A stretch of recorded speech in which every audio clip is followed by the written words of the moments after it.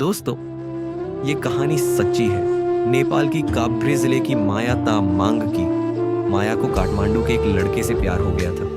उनका प्यार अचानक शुरू हुआ क्योंकि वे दोनों फोन पर घंटों बातें किया करते थे। माया की कहानी बहुत ही दर्दनाक और दिल को छू लेने वाली है। दोस्तों, आगे की कहानी सुनिए। माया तामांग की जिंदगी प्यार, उम्मीद और दर्द का संगम है।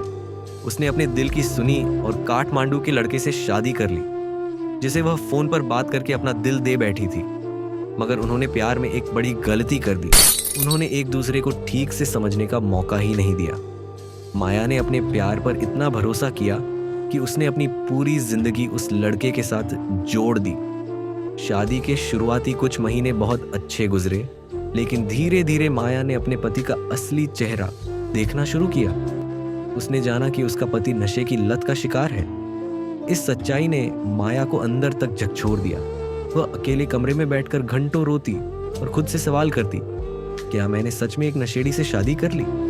हर दिन उनके बीच झगड़े और लड़ाइयां बढ़ती गईं। माया ने अपने पति को सुधारने की उम्मीद नहीं छोड़ी, क्योंकि वह उससे सच्चा प्यार करती थी। उसने अपने सारे सपनों को अपने पति के साथ एक खुशहाल जिंदगी बनाने के लिए दांव पर लगा दिया। लेकिन समय के साथ हालात और बिगड़ते गए। 2 साल बाद जब माया के घर एक बेटे का जन्म हुआ, तो उसने इसे अपनी जिंदगी में एक नई रोशनी माना। बेटे के आने से माया को जीने का एक और सहारा मिल गया। उसने सोचा, शायद अब मेरा पति बदल जाएगा, शायद वो अपने बेटे की खातिर सुधर जाएगा। लेकिन हालात उतने आसान नहीं थे। माया ने अपने सपनों को और अपनी उम्मीदों को बचाए रखने की पूरी कोशिश की, लेकिन उनकी जिंदगी का संघर्ष खत्म होने का नाम ही नहीं ले रहा था। माया की शादी को लगभग 6 साल हो चुके थे और वह हर दिन इसी उम्मीद में जी रही थी कि उसका पति सुधर जाएगा। लेकिन वक्त के साथ उनके घर की आर्थिक स्थिति भी खराब होने लगी। माया ने हर संभव कोशिश की, मगर हालात बिगड़ते ही गए। एक दिन माया ने सोचा कि अब तलाक लेना ही बेहतर होगा। लेकिन उसी वक्त माया की सास, जो एक बहुत समझदार और दयालु महिला थी, ने माया को प्यार से समझाया।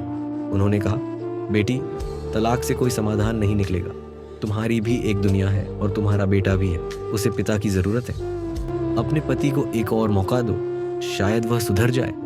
सास के इन शब्दों ने माया के दिल को छू लिया।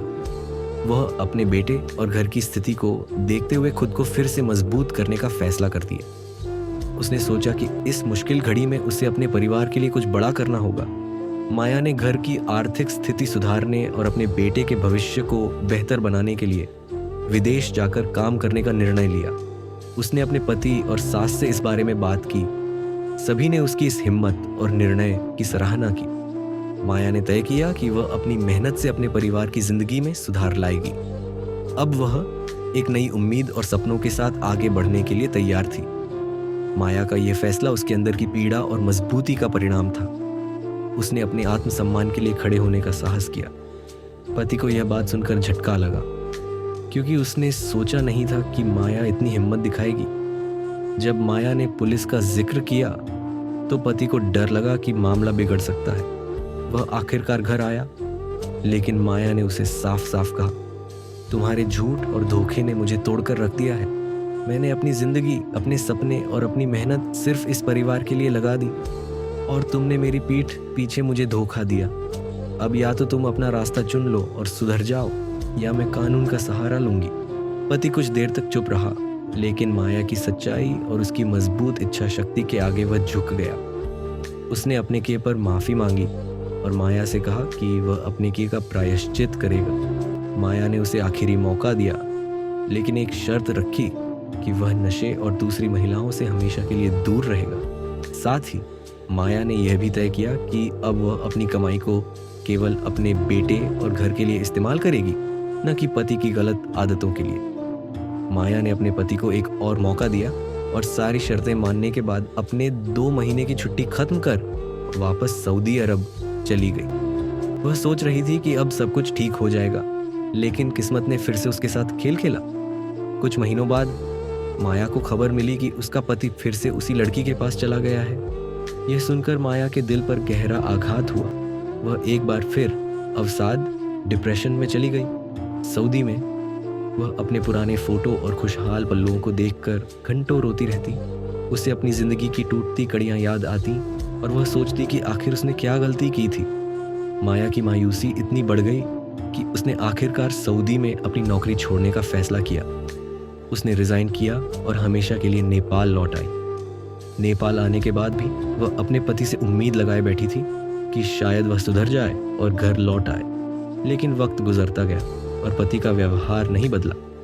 इसके बावजूद माया ने अपने बेटे के लिए तलाक लेने का कदम नहीं उठाया। उसने सोचा कि शायद एक दिन उसका पति अपनी गलती का एहसास करेगा और वापस आएगा। लेकिन इस उम्मीद के साथ जीते हुए भी वह अंदर ही अंदर टूट रही थी। आर्थिक स्थिति को देखते हुए माया ने एक बार फिर विदेश जाने का फैसला किया। इस बार उसने कतर जाने का निश्चय किया। उसने सोचा कि शायद नया देश और नया माहौल उसे अपनी जिंदगी को फिर से बनाने का मौका दे। माया ने अपने बेटे को सास के पास छोड़ दिया और कतर के लिए रवाना हो गई, एक नई शुरुआत और नई उम्मीद के साथ। माया कतर में धीरे धीरे अपनी जिंदगी को संभाल रही थी। 1 साल तक सब कुछ ठीक चलता रहा, लेकिन अचानक वह गंभीर रूप से बीमार पड़ गई। मजबूरी में उसे अपनी नौकरी छोड़कर नेपाल वापस आना पड़ा। दिल में एक बार फिर यह उम्मीद लेकर कि शायद उसका पति अब उसका साथ देने आ जाए, लेकिन ऐसा कुछ नहीं हुआ। नेपाल लौटने के बाद माया ने खुद से सवाल किया, क्या मेरी जिंदगी में कभी खुशी आएगी? शादी को 13 साल हो चुके थे, लेकिन इन सालों में माया ने केवल दर्द और संघर्ष देखा था। जिसे उसने अपनी जान से ज्यादा प्यार किया, जिसे हर मोड़ पर साथ दिया, वही शख्स आज उसकी जिंदगी से दूर था। माया ने अपने बेटे के भविष्य के लिए खुद को हर दुख सहने के लिए तैयार कर लिया था। उसने कभी अपने पति को तलाक नहीं दिया, इस उम्मीद में कि शायद एक दिन वह लौट आएगा। लेकिन दिन, महीने और साल बीतते गए और उसकी उम्मीदें धुंधली होती चली गईं। आज माया अकेले अपने जीवन के दिन काट रही है। वह अपने बेटे के लिए जी रही है, लेकिन अंदर ही अंदर टूटी हुई है। लड़की जात का संयम और सहनशीलता सच में अद्भुत होती है। माया जैसी महिलाएं अपनी तकलीफों को छिपाकर परिवार के लिए जीती हैं, लेकिन उनके भीतर का दर्द अनकहा रह जाता है। माया की यह कहानी एक सीख है कि महिलाओं को खुद के आत्मसम्मान और खुशी के लिए भी खड़ा होना चाहिए। हर इंसान का हक है कि वह एक सम्मानजनक और खुशहाल जीवन जिए।